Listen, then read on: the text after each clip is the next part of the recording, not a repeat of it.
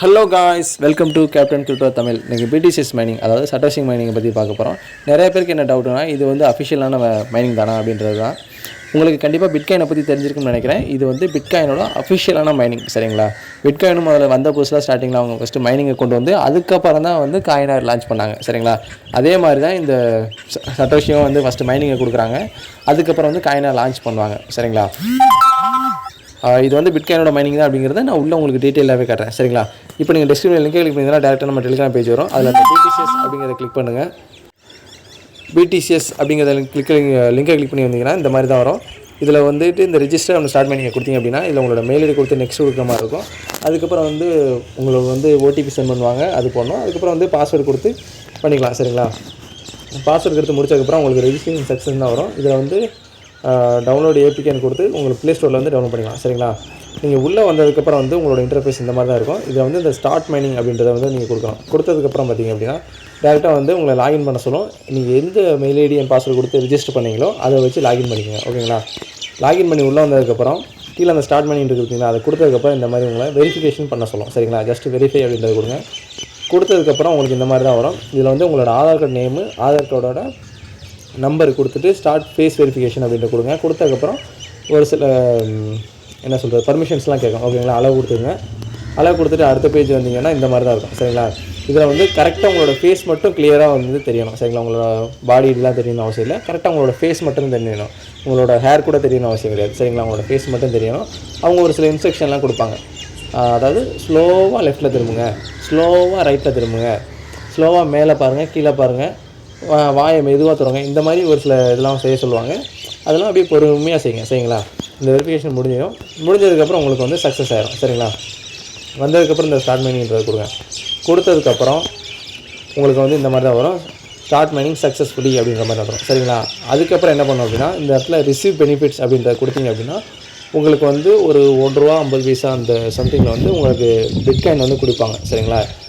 நான் ஆல்ரெடி சொல்லியிருந்தேன், இது பிட்காயினோட அஃபிஷியல் மைனிங் அப்படின்றத. இது உங்களுக்கு இதிலே தெரிஞ்சிருக்குன்னு நினைக்கிறேன். எந்த ஒரு ஃபேக் மைனிங்குமே வந்து பிட்காயின் வந்து ஃப்ரீயாக கொடுக்க மாட்டாங்க, சரிங்களா? ₹1 தானே அதில் என்ன இருக்குது அப்படின்னா நினைக்காதீங்க, ஓகேங்களா?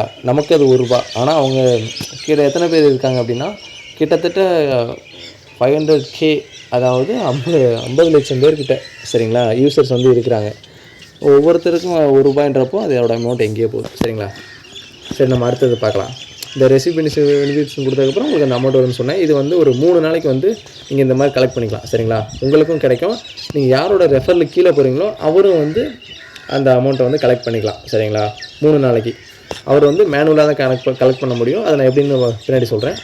அதுக்கப்புறம் வந்தீங்க அப்படின்னா நீங்கள் கலெக்ட் பண்ணதுக்கு இந்த ரிசீவ் பெனிஃபிட் சக்ஸஸ்ஃபுல்னு வரும், ஓகேங்களா? அடுத்த பேஜ் வந்து நீங்கள் என்ன பண்ணணும் அப்படின்னா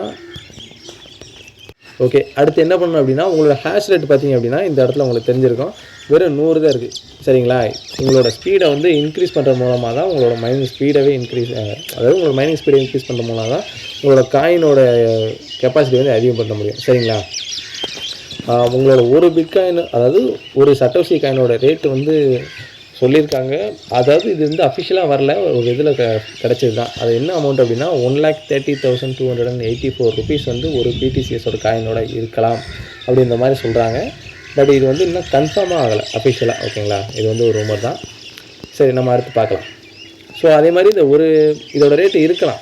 நான் எதை வச்சு சொல்கிறேன் அப்படின்னா நம்ம ஒரு BTCs காயினை மைன் பண்ணுறதுக்கு கிட்டத்தட்ட ஒரு 20 நாள் எடுத்துக்கும், சரிங்களா? ஸோ வந்து வாய்ப்புகள் இருக்குது, சரிங்களா? சரி, அடுத்து இன்க்ரீஸ் பண்ணுறது எப்படின்னு பார்க்கலாம். இதுக்கு வந்து இந்த ஸ்டெப்லாம் கொஞ்சம் வந்து கஷ்டமாக இருக்கும். அதாவது புது யூஸராக இருந்தால், பழைய யூஸராக ஈஸியாக பண்ணிடுவாங்க. புது யூஸராக இருக்கும் பட்சத்தில் கொஞ்சம் பொறுமையாக பாருங்கள், சரிங்களா? ஓகே, தென் வந்து அடுத்த இது வந்து எப்படி இருக்கும், ஒரு நிமிஷம். ஓகே, கீழே ஸ்க்ரோல் பண்ணி வந்தீங்க அப்படின்னா கடைசியில் இந்த மாதிரி இருக்கும், ஆடு வாலெட் அட்ரஸ் அப்படின்னு. இந்த இடத்துல வந்து நம்ம வந்து ஒரு அட்ரஸ் கொடுக்கணும். அது எப்படின்னு நான் ஸ்டெப் பை ஸ்டெப்பாக சொல்கிறேன். இப்போ நம்ம வந்து இதாவது டெலிகிராம் வந்துக்கலாம், ஓகேங்களா? டெலிகிராம் வந்ததுக்கப்புறம் நம்ம வந்து கிவி ப்ரௌசர் ஓப்பன் பண்ணிக்கலாம். கிவி ப்ரௌசரில் தான் வந்து நம்ம இந்த சட்டோஷி காயினோட ஒரு இதை வந்து வாலெட் வந்து கனெக்ட் பண்ண போகிறோம், சரிங்களா? இப்போ நம்ம என்ன பண்ணணும் அப்படின்னா இந்த இதை கிளிக் பண்ணிவிட்டு கீழே ஆடு நெட்வொர்க் அப்படின்றத கொடுக்குறோம். இதில் வந்துட்டு 1 by 1 நீங்கள் காப்பி பண்ணுற மாதிரி இருக்கும். ஃபஸ்ட்டு நெட்வொர்க் நேம் சட்டோஷி அப்படின்றது ஜஸ்ட் நீங்கள் டச் பண்ணாலே காப்பி ஆகிடும். அடுத்தது வந்து நியூ ஆர்பிசி யூஆர்எல். இது அடுத்தது செகண்ட் ஒன். நம்ம இந்த ஃபஸ்ட் டைம் மட்டும்தான் இந்த மாதிரி கொடுக்குற மாதிரி இருக்கும். ஸோ நீங்கள் இதை பற்றி கவலைப்பட தேவையில்லை. உங்களுக்கு புரியாட்ட கூட இன்னொரு டைம் பொறுமையாக பாருங்கள். அடுத்தது செயின் ஐடி, அடுத்து கரண்ட் சிம்பிள்,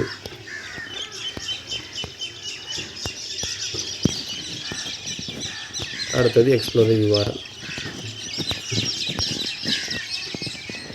கொடுத்துட்டு சேவ் அப்படிங்கிறத கொடுத்துருங்க. ஓகேங்களா, நான் ஆல்ரெடி பண்ணிட்டேன். ஸோ நல்லா வந்து இதை ஸ்கிப் பண்ணிக்கிறேன். சரிங்களா, இப்போ என்ன பண்ணணும் அப்படின்னா கீழே வந்து உங்களுக்கு ஃபாஸ்ட் அப்படின்ற மாதிரி கொடுத்துருப்பேன். சரிங்களா, இதை ஜஸ்ட்டு காப்பி பண்ணிவிட்டு உங்களுக்கு என்ன ப்ரௌசர் வேணுமோ அதில் வந்து பேஸ்ட் பண்ணி சென்ட் பண்ணுங்கள், அதாவது சர்ச் பண்ணுங்கள். சரிங்களா, இப்போ என்ன பண்ணணும் அப்படின்னா இதில் வந்து உங்களோட அட்ரஸ் இருக்குது பார்த்தீங்களா, இதை ஜஸ்ட்டு காப்பி பண்ணிவிட்டு இதில் வந்து பேஸ்ட் பண்ணிவிட்டு கெட் BTCs அப்படின்றது பார்த்தீங்களா, இதை வந்து கிளிக் பண்ணுங்கள்.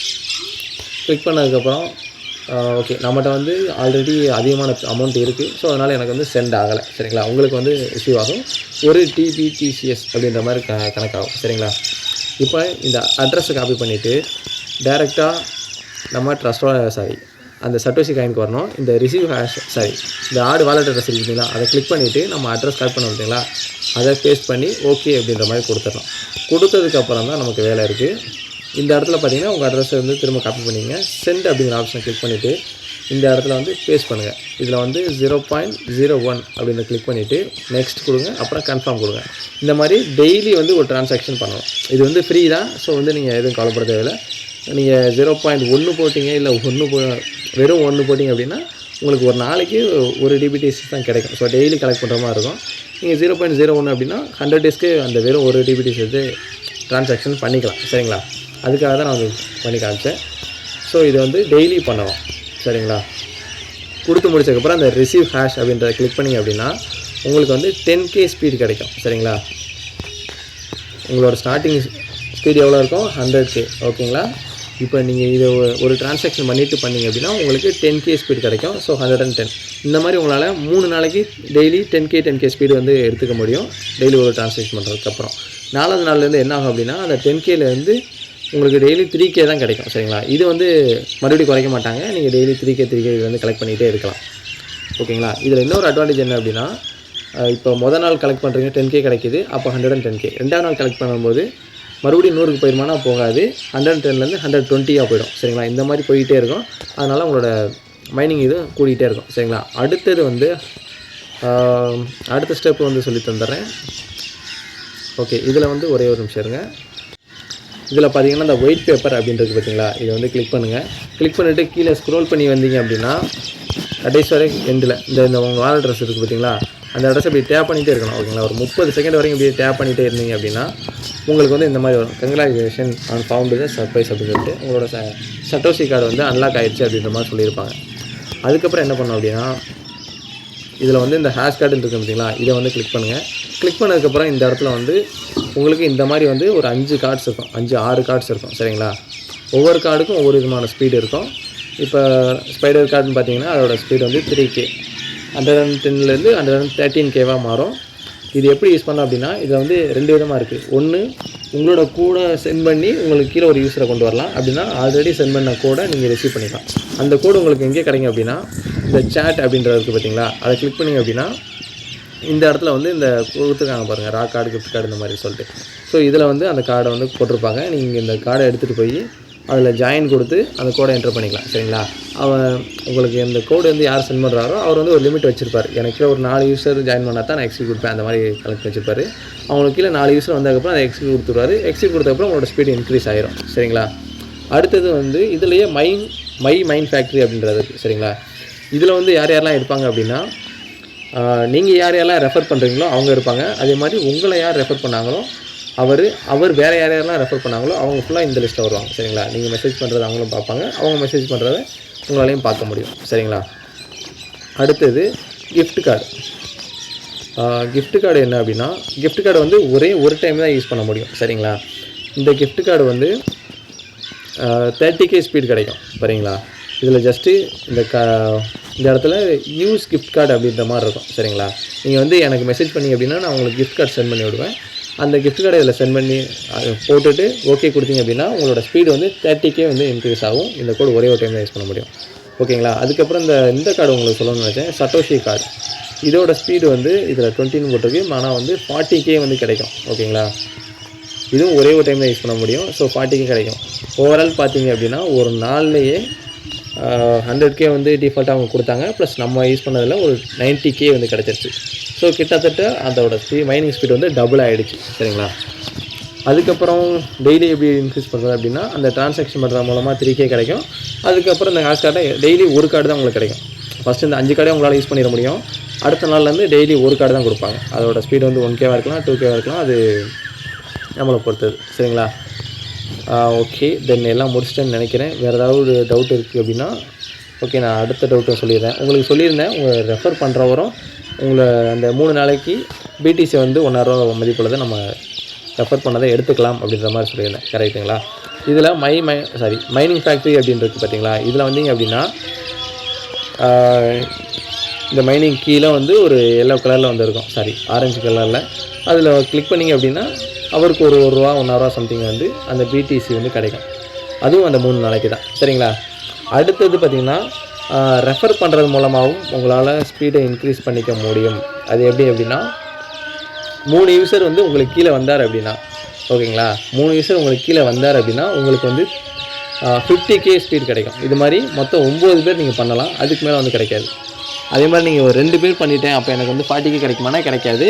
3 பேர் சேர்க்கணும். சேர்த்ததுக்கப்புறம் உங்களுக்கு 50K வந்து அன்லாக் ஆகும். நீங்கள் கிளிக் பண்ணி எடுத்துக்கலாம். ஸோ இதுலேருந்து ஒரு 150K எடுத்துக்கலாம். ரெண்டாவது என்ன அப்படின்னா, நீங்கள் ஃபேக் ரெஃபர் பண்ணக்கூடாது. ஏன் அப்படின்னா நிறைய பேர் என்ன பண்ணுறாங்க அப்படின்னா, நம்ம கீழே ரெஃபரில் இருந்தால் தான் நம்மளோட மைனிங் ஸ்பீட் இன்க்ரீஸ் ஆகலாம் அப்படின்னு நிறைய பேர் என்ன பண்ணிடுறாங்கன்னா ஃபேக் ரெஃபர் பண்ணிடுறாங்க. ஸோ ஃபேக் ரெஃபர் பண்ணது என்ன ஆகும் அப்படின்னா, அவங்க வந்து ரிஜிஸ்டர் பண்ணால் மட்டும் பத்தாது, அவங்க KYCயும் கம்ப்ளீட் பண்ணியிருக்கணும். சரிங்களா. இது இந்த 48 பேர் வந்து எனக்கு கீழே உள்ளவங்க. ஓகேங்களா. இந்த 48 பேருக்கு கீழே இங்கே ஒரு 18 பேர் இருக்காங்க. இவங்களாம் என்ன பண்ணது அப்படின்னா அவங்க ஃபேக் ரெஃபர் பண்ணது. ஸோ இதனால் அவங்களுக்கு எந்த ஒரு யூஸுமே இருக்காது. சரிங்களா. அந்த 50K வந்து கிடைக்காது. ரெண்டாவது வந்து இவங்க வந்து ஆக்டிவாக இருக்கணும். ஓகேங்களா. உங்களுக்கு கீழே இன்னொருத்தர் வந்து ஜாயின் பண்ணுறாருன்னா அவர் வந்து உங்களுக்கு ஆக்டிவாக இருக்கணும். டெய்லி மைண்ட் பண்ணிகிட்டே இருந்தார் அப்படின்னா உங்களுக்கு வந்து இந்த பிடிசிக்கு வேலையில் வந்து உங்களுக்கு பாயிண்ட்ஸ் மாதிரி கிடைக்கும். சரிங்களா. ஒரு யூஸருக்கு 100 பாயிண்ட்ஸ் வந்து கொடுப்பாங்க. சரிங்களா. இதில் என்ன வேலை அப்படின்னா BTCன்னு 3 இருக்கும். இதில் வந்து நீங்கள் வந்து செலக்ட் பண்ணணும். இப்போ உதாரணத்துக்கு இன்றைக்கி வந்து B விழுந்திருக்கு. ஓகேங்களா. நாளைக்கு வந்து C விழுகணும் அப்படின்னா இதில் உங்களுக்கு 100 பாயிண்ட் இருக்குது அப்படின்னு சொன்னால் 100 பாயிண்ட் கொடுத்து கன்ஃபார்ம் கொடுக்கலாம். இப்போ 100 பாயிண்ட் அப்படின்னா ஒரு வேளை C விழுந்துருச்சு அப்படின்னு வச்சுங்களேன், உங்களுக்கு 0.01 USDT வந்து கொடுப்பாங்க. சரிங்களா. நான் என்னோட இது காட்டுறேன் பாருங்கள். ஸோ என்கிட்ட அது 100 பாயிண்ட் தான் இருந்தது, நான் கிடச்சதுக்கு 0.01 கிடைத்தது. சரிங்களா.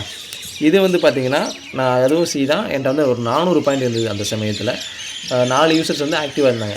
அப்போ எனக்கு வந்து 0.1 USDT கிடச்சிது. இந்த ஒரு USDT எப்படி அப்படின்னா அந்த டைமில் வந்து ஒரு 10 யூசர்ஸ் வந்து ஆக்டிவாக இருந்தாங்க, டெய்லி மைண்ட் பண்ணிட்டு இருந்தாங்க. அதனால் எனக்கு வந்து 1100 பாயிண்ட் சம்திங் கிடச்சிது. ஸோ அதில் கனெக்ட் பண்ணப்போ எனக்கு வந்து கரெக்டாக $1 இருந்தது.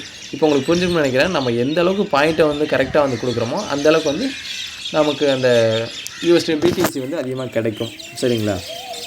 ரெண்டாவது நம்மளால் வந்து வித்ட்ரா பண்ண முடியுமா அப்படின்னு கேட்டிங்க அப்படின்னா இந்த மீயை கிளிக் பண்ணுங்கள். கிளிக் பண்ணிவிட்டு இந்த BTC இந்த இதை கிளிக் பண்ணிவிட்டு இந்த BTCயை கிளிக் பண்ணிங்க அப்படின்னா இந்த BTCs பார்த்தீங்கன்னா உங்களால் இப்போதைக்கு வித்ட்ரா எடுக்க முடியாது. ஆனால் BTCயை உங்களால் வித்ட்ரா எடுத்துக்க முடியும். சரிங்களா. உங்களால் அந்த BTC கிவ்அவேல கலெக்ட் பண்ண முடியும். ப்ளஸ் உங்கள் ரெஃபரல் மூலமாக ஒரு 3 நாளைக்கு எடுத்துக்க முடியும். நீங்கள் ஜாயின் பண்ணி அப்படின்னா அதில் ஒரு 3 நாள் எடுத்துக்கலாம். சரிங்களா. இதை கிளிக் பண்ணிவிட்டு வித்ட்ரா ஆப்ஷனை கிளிக் பண்ணிக்கலாம். கிளிக் பண்ணிவிட்டு உங்களோட வித்ட்ராவல் அட்ரஸ்ஸு மினிமம் வந்து 0.00 ஓகே. இதில் பார்த்தீங்க அப்படின்னா ஒரு 450 ரூபா இருந்தால் நீங்கள் உங்களால் வித்ட்ரா எடுத்துக்க முடியும், மினிமம் வித்ட்ரா. சரிங்களா. பட் ஆனால் இதில் ஃபீஸ் வந்து பார்த்திங்கன்னா கிட்டத்தட்ட ஒரு 220 ரூபாய்க்கிட்ட வந்து 250 ரூபாய்க்கிட்ட வந்து பிடிக்கிறாங்க. ஓகேங்களா. ஸோ உங்களுக்கு ஒரு $10 மேலே வந்துச்சுன்னா அப்போ வித்ட்ரா எடுங்க. இல்லை அப்படின்னா அதை அப்படியே ஹோல்ட் பண்ணிடுங்க, நம்ம பின்னாடி பார்த்துக்கலாம். சரிங்களா. சாரி தப்பாக சொல்லிட்டேன். ட்ரான்சாக்ஷன் ஃபீஸ் பார்த்தீங்கன்னா வெறும் 25 ரூபா தான். நான் தப்பாக சொல்லிட்டேன். அதாவது மேலே நான் சொன்னது வந்து என்கிட்ட இருக்க அமௌண்ட். ஓகேங்களா. ஒரு 250 ரூபா கிட்ட என்கிட்ட இருக்குது, நான் அதை சொல்லிட்டேன். கீழே இருக்குது ட்ரான்சாக்ஷன் ஃபீஸ். இது பார்த்தீங்கன்னா வெறும் 25 ரூபா தான் வருது. ஸோ உங்களால் $1 இருந்தால் கூட நீங்கள் வித்ட்ரா எடுத்துக்கலாம். ஒரு $1 சொல்கிறேன், $450 நீங்கள் வித்ரா எடுத்துக்கலாம். ட்ரான்சாக்ஷன் ஃபீஸ்ன்றது வெறும் $20 $25 தான் வருது. ஓகே, அடுத்து வேறு என்ன இருக்குதுன்னு பார்த்தீங்கன்னா, ஓகே அடுத்தது என்ன அப்படின்னு பார்த்தீங்கன்னா, நம்ம மற்ற மைனிங் ஆப்ஸ்லாம் நம்ம பார்த்துருப்போம். நம்ம டெய்லி 24 ஹவர்ஸ் ஒன்ஸ் வந்து நம்ம ஸ்டார்ட் பண்ணுற மாதிரி இருக்கும். இதில் அப்படி இல்லை. ஓகேங்களா, நம்ம ஒரே ஒரு தடவை வந்து நம்ம ஸ்டார்ட் பண்ணி விட்டால் போதும், அது வேலை ரன் ஆகிட்டே இருக்கும். ஆனால் நீங்கள் வந்து கலெக்ட் பண்ணணும். ஒரு 24 ஹவர்ஸ் ஒன்ஸ்னாலும் சரி, இல்லை 10 மினிட்ஸ் ஒன்ஸ்னாலும் சரி, நீங்கள் உங்கள் விருப்பத்துக்கு நீங்கள் எப்போ வேணாலும் கலெக்ட் பண்ணிக்கலாம். ஒரு 150 பிளாக் வந்தவுடனே மைனிங் ஸ்டாப் ஆகிடும். நீங்கள் கலெக்ட் பண்ணாதான் மறுபடியும் மைனிங் ஸ்டார்ட் ஆகும். சரிங்களா, இது வந்து 10 நிமிஷத்துக்கு ஒரு பிளாக் அப்படின்ற மாதிரி கணக்கில் வந்து மைன் ஆகும்.